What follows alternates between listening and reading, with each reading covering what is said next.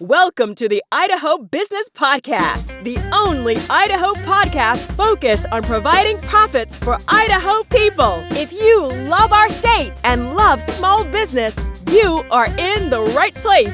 We interview local legends, learn business, and have way too much fun doing it. You're listening to the Idaho Business Podcast with your friend, host, and all-around great guy and owner of New Clean Commercial Cleaning, Spencer Ward. All right, welcome back to another episode of the Idaho Business Podcast, people. I hope you had just a fantastic weekend. I know I say this a lot. I know I say that a lot, guys and gals, but man, I really do. I hope the best for you guys, and I want you to realize that if you're not happy, find yourself some opportunities to give yourself a break if you need it. Then go find some opportunities to serve some people, because that will bring some happiness into your life. And find some time just to recount some of the things that you're grateful for in your life. That is huge. All right, let's move forward. As always, we're sponsored by Health West. These guys are fantastic. Give them an opportunity to serve you and your loved ones. Google where they are closest to you throughout Idaho. Give them a shot, see what they can do for you, and I promise you they will impress. Okay. Recently, I've been reading a book called Extreme Ownership by the Navy SEAL. Most of you guys know Jaco. Incredible man. Credible pedigree. Funny enough, my brother actually took his course with his company and scored high enough that he got to go meet Jaco in person last week in Nashville. So he had some really cool one-on-one experiences with him. And, reading this book, I'm just amazed at obviously the leadership ability that obviously Navy SEALs have, military professionals have, and how he can relate it to the professional world. So fantastic dude. Let me just step back. I would recommend this book to everyone because it's a great one. So I'm in the middle of it right now. But I feel like we've got some good companies running right now. There's always opportunities for things to run better and smoother. But I got to a chapter where it talked about no bad teams, only bad leaders. And this really struck me when he went about this and talked about this, because he was talking, he'll give analogies and stories from his time in being a SEAL, a Navy SEAL. And then he'll say, okay, how does this relate to business? So during Hell Week, I think everyone probably knows what Hell Week is. There's a whole week during Bud's camp, Bud's training, where these potential Navy SEALs are trying to become Navy SEALs. At a certain stage, they have to go through this full week where they call Hell Week. And the entire week, I think they're saying they're probably getting 2 to 3 hours, maybe 4 hours of sleep the entire week. And the entire week, they are literally sandy, wet, and cold. Like they plan it while it's still very, very cold. And they want to see mental toughness, obviously, and physical toughness. And they just talked about how there was just sand everywhere. They were, being rubbed raw. They were starting to bleed in certain areas, chafing, obviously, and it was miserable. And part of this training is that they had to hold these boats with a team of, I think it was 4 or 5 of each team, and I think there was 6 teams at the time. And they would hold these boats from the beach and then carry them or run with them down to the ocean, and then do some type of circuit race. And then whoever came in first, you wanted to be first because the team that came in first got some accolades. They got a little bit of a reprieve. They got a little bit of a breather, a rest, while the other teams had to do continual exercise and recognize more of the hell that was Hell Week.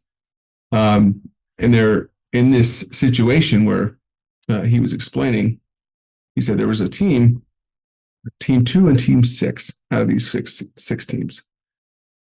Team 2 was consistently coming in first with these boat races. Team 6 was consistently coming in last. And each of these teams had a leader designated to each one of their teams. And the leader was just another SEAL candidate trying to make it through Bud School. Now you could tell the leader of the boat team 6 was getting frustrated. He was thinking, man, it's the entire team that's dragging me down. They saddled me with the worthless team. You know, these guys can't accomplish anything. Like it's not me, it's them. You could tell that was his personality, and that was what was happening within him. And team 2, you know, they were just, all of them were resilient, and the leader was just leading by example and pushing forward, and that's why they were doing well. So after a while, there was some complaining going on. So what they did is they said, okay, team 2 and team 6, you two switch. You leaders switch teams. Now, team 2 wasn't real happy. The team 2 leader wasn't very happy going to team 6, and team 6 was probably ecstatic going to team 2, because now he's like, okay, now I'm going with some real winners. Now I can lead these people to greatness. Where team 2 is like, okay, I just got done building this team. Like, I got it to where I want it. Not saying I can't do it over here, but, you know, shoot, I just got it to where I want it. But this is what happened. They go back at it again. They're running back out from the beach into their boats, and boats on top of their head, out to the ocean. They get out to the ocean. They do their racing. Team 6 comes in first. Team 2 comes in second, and then so on and so on. And that consistently is happening over and over again. Team 6 comes in first. Team 2 comes in second. And it was interesting for the top brass of the SEAL instructors was they've never done this before. But what they came to realize is that there's no bad teams, only bad leaders. Where team 2's leader was there wanting to, you know, lead by example and leading with that camaraderie, knowing that, hey, let's dig deep together. We can do this together. And the other one was constantly, you know, probably berating them, getting on their case. Well, why aren't you better? You know, the only reason we're doing poorly is because of you guys. I'm the cast me out, you know. So he couldn't find any fault in himself or his leadership tactics.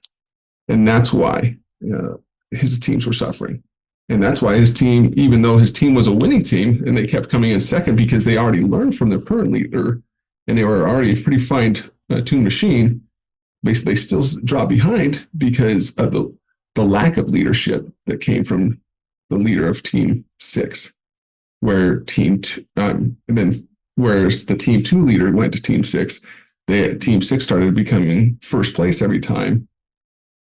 It's because the extreme leadership capabilities of team 2's leader, bringing the very best out of team 6, and that's what happened. So I started to think about that and how I've seen that in my own business and other businesses. Over and over again, that we have, either it's yourself that's exercising poor leadership abilities, or you have a poor leader exercising poor leadership abilities. But that can be so damaging for your team.